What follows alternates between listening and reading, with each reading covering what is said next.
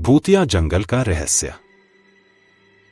रवि, अर्जुन और सिमी 3 घनिष्ठ मित्र थे। उन्हें एडवेंचर बहुत पसंद था। एक दिन उन्होंने एक पुराने सुनसान जंगल में कैंपिंग करने का फैसला किया।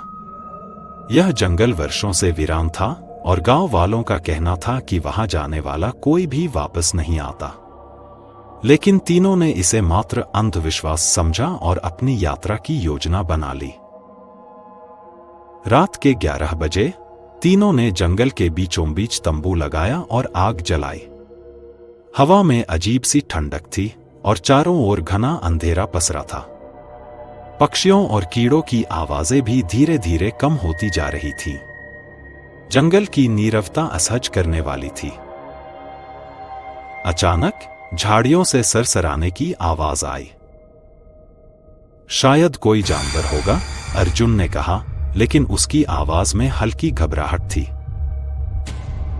रवि टॉर्च लेकर झाड़ियों की ओर बढ़ा। जैसे ही उसने रोशनी डाली, उसकी आंखें फटी की फटी रह गईं।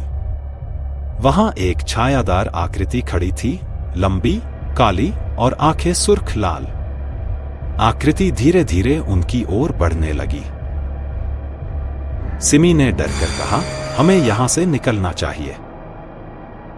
लेकिन जैसे ही वे पीछे मुड़े, उनके चारों ओर कई और काली आकृतियां खड़ी थीं। हवा में किसी के फुसफुसाने की आवाज गूंजने लगी। तुम लोग यहां नहीं होने चाहिए थे।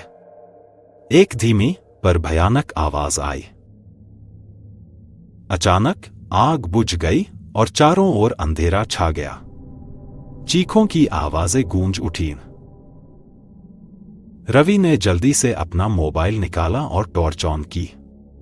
लेकिन टॉर्च जलते ही उसने देखा कि अर्जुन और सिमी अचानक गायब हो गए थे।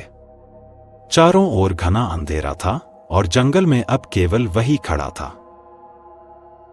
अर्जुन, सिमी, उसने घबराकर चिल्लाया, लेकिन कोई जवाब नहीं आया।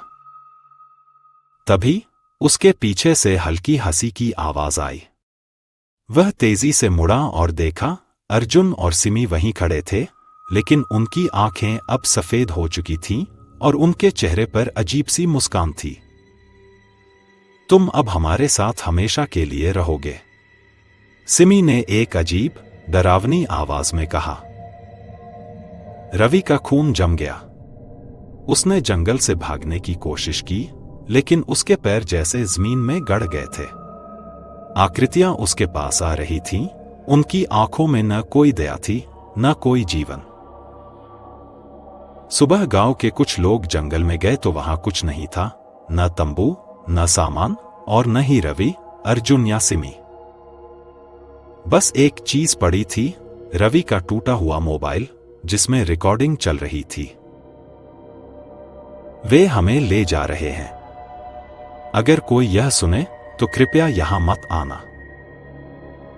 गांव वालों ने उस जंगल में फिर कभी कदम नहीं रखा, और जो कोई भी उस जंगल के पास से गुजरता, उसे वहां से किसी की धीमी धीमी हंसी की आवाज सुनाई देती।